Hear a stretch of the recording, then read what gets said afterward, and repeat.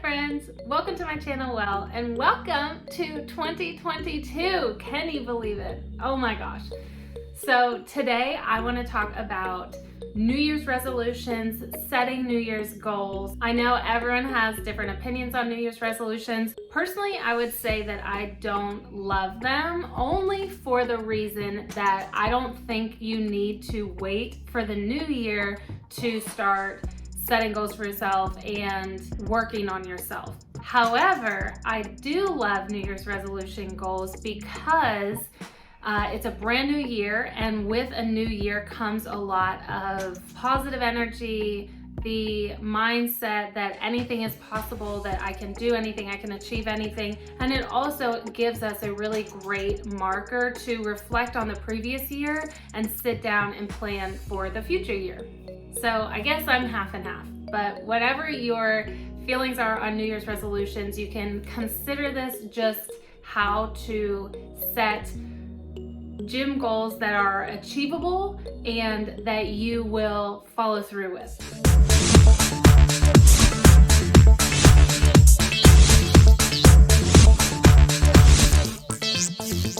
So if you couldn't tell by the title of this video, we are going to be talking about gym resolutions, gym goals. I have 7 tips that I believe, if incorporated, will help with the consistency and the follow through of starting a gym routine. So I've shared this in previous videos, but a little bit of my background in the gym and workout field.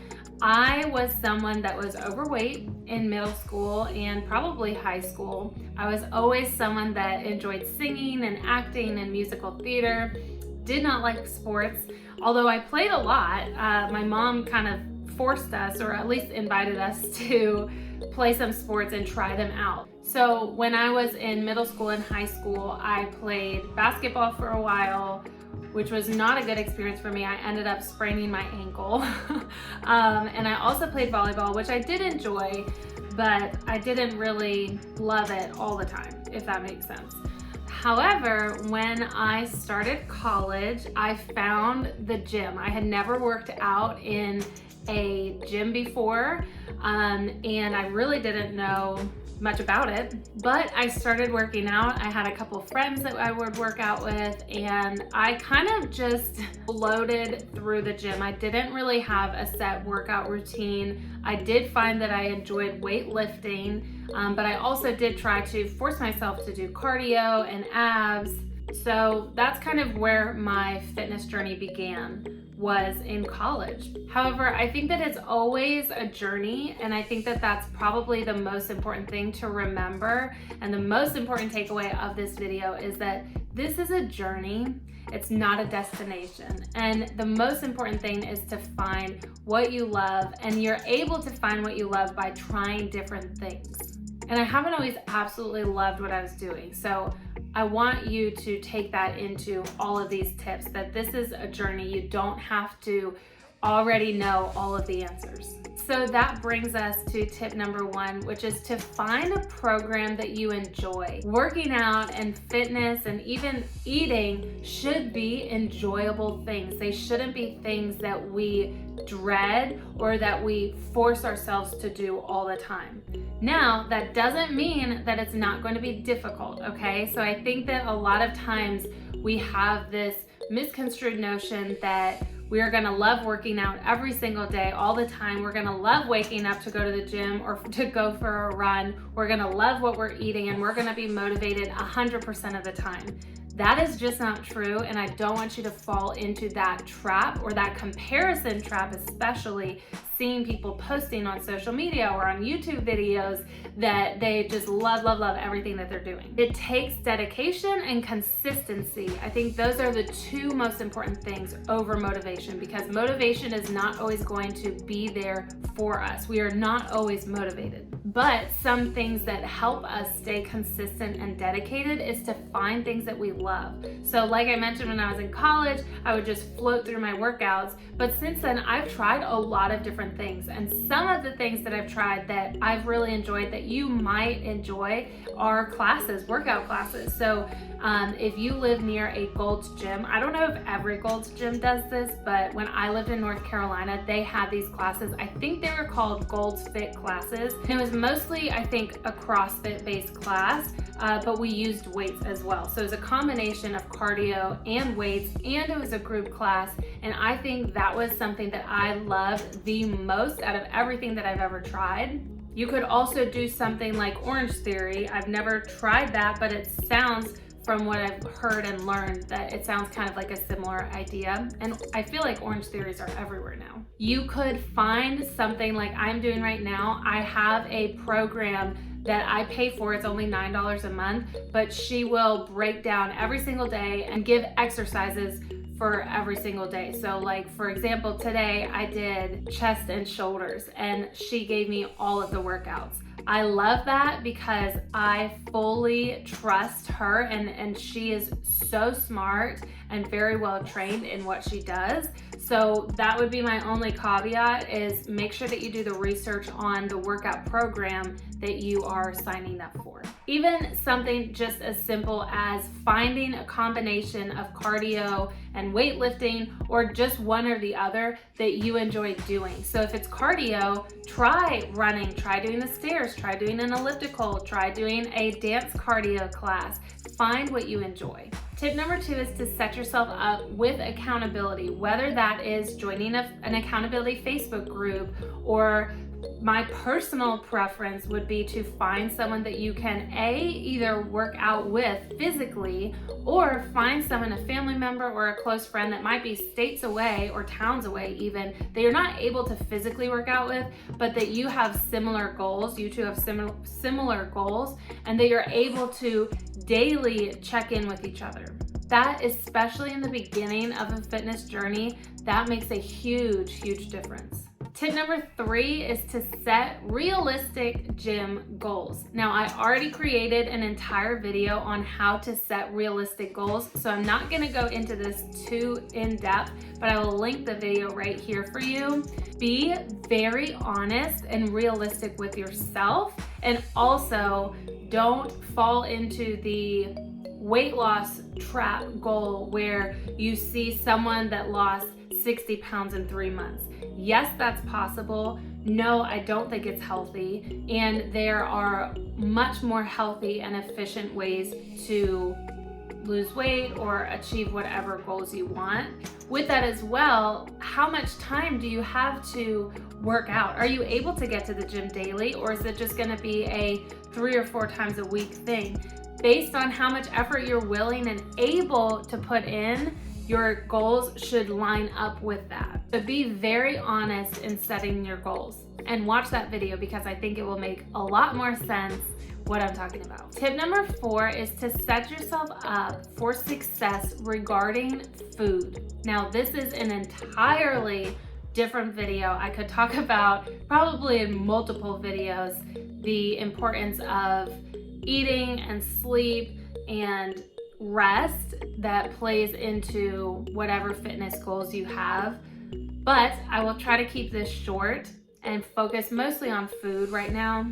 Setting yourself up for a success food-wise does not mean that you have to go on a diet. Personally, I don't even like the word diet. I don't like the idea of dieting, because the premise behind dieting is pulling things out of your current diet and restricting yourself from things that you enjoy. And the issue here, and there's a lot of research on this, the issue here is that when we pull things out of our diet, when we restrict ourselves and deprive ourselves from things that we want to eat, then when we reach our goal, we overindulge on the other side of that goal achievement. And most often we end up gaining more weight than when we started the diet in the first place. So a really great tip here is to have the mindset of, what can I substitute that has a little bit more nutritional value rather than what can I take out of my diet, or what can I restrict from my diet. So a really fun example that I can think of in my personal life is I like chocolate, I like brownies, and cacao and cocoa is really good for you. It's all of the sugar that comes in with the chocolate, but that's a tangent. But I really like brownies, and I used to make the box brownies, and then I started making gluten-free brownies, which was a good substitution at the time. And now what I've found is a really fun gluten-free, vegan, dairy-free brownie recipe that is much healthier. It has very little sugar. I believe it just has a little bit of maple syrup in it. But they're super fudgy, super good. It has peanut butter in it, which I love peanut butter, so they're protein filled. I'm gonna link that video right here for you just so you can see what I'm talking about. Definitely try them out though. They are so good. But that's a really great example of substituting. So I'm still getting the brownie, but I'm getting something that is much more nutritionally dense and is going to satiate me. It's gonna fill me up rather than just this empty, like, Little Debbie brownie. And I mean, like, not calorie empty, but nutritionally empty. So if you're interested in a little bit more advice and navigation regarding food or diet, even though I hate that term, let me know in the comments below, and I'm happy to make a video answering all of those questions. Tip number 5, I probably should have put first because I think it's the most important tip that I have in this video, but it is pay very close attention to how you feel. More often than not, the scale is not our friend when we're in this fitness journey. Why? Because there is a lot of things that are happening inside our body that might affect losing weight or not losing weight. So you might actually be having some progress, but the scale might not be going down. Specifically, if you are weightlifting, you may be losing fat but gaining muscle. So the scale may stay the same or even go a little bit further up, but it's muscle mass, not fat mass. So for multiple reasons, I try not to focus on the scale. I do weigh myself occasionally, but I really don't let it affect me what it says. I pay much more attention to how I feel, and especially in the beginning of this fitness journey, paying very close attention to your emotions, your mood, your sleep cycles, how you're doing sleeping, your craving levels. All of these things are really great indicators whether something is working for you or it's not. So I encourage you to keep a journal. It might sound a little bit silly, but even if you just have, there's apps on your phone that you can do as well, but even if you just set a reminder to check in with yourself once, twice, 3 times a day. 3 times would be ideal, but that might be a little bit too much. But if you were to do it 3 times, I would check in with yourself in the morning when you wake up, in the middle of the day, and before you go to bed. But if you are finding that you are super tired or unmotivated or feeling down or not sleeping well, look at that and maybe try something else in your fitness routine and see if that is effective. Tip number 6, we already talked a little bit about, but it is giving yourself grace. This is not easy to get into a fitness routine or changing your eating lifestyle. So give yourself grace with the understanding that everyone's fitness journey is gonna look different. So if yours does not look like someone else that you're following on Instagram or following on YouTube, that's okay because they're not you. Don't compare yourself to anyone but yourself. The tag on to this is be very honest with yourself, okay? So there's a difference, if we're honest with ourselves, between feeling really tired and sore and like maybe we should give our body rest, which is super important. If we feel tired, oftentimes it's more effective to give your body rest than to force yourself to go to the gym. But we have to be very honest with ourselves here because we can very easily talk ourselves into being tired and feeling like we need rest when really we're not that tired and we could be going to the gym. And that really comes from being honest with yourself and going within, digging deep, finding that connection to your body. And that is so individual. And tip number 7, also a really important one, would be find ways to incorporate more movement into your everyday routine. It's not just going to the gym and working out for 30 minutes to an hour 3 times a week. What else can you do when you are making phone calls or returning phone calls? Can you be walking around the track near your house? Or before dinner, could you go for a walk? Or after dinner, just go for a quick 10-minute walk. Or when you wake up in the morning, do some gentle stretching or some yoga. There's so many things that we can do to incorporate more movement into our days. And that is really what's going to make a really big difference in soreness levels. So the more that you're moving your body, the more your muscles are stretching out. So you're going to find that you're less sore, which is very beneficial.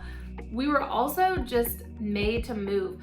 Our ancestors, where we came from, think caveman times, right? Think about how they got their food. They didn't just drive to the grocery store. They had to hunt and gather, and they were constantly moving. Americans in general, which is a overstatement, I know, but we are very sedentary. So finding ways that we can incorporate more movement into our days makes a huge difference. I want to leave you with, this is a lifestyle, okay? I want to encourage you to have this mindset that it is not a 30 or 90 or even 3-month commitment that you are forcing yourself to do until you can get back to your life. This is a lifestyle change. So explore things and have fun. I hope you found these tips helpful. Let me know what you thought the most important tip was down below. I'll see you next time, friends. Bye.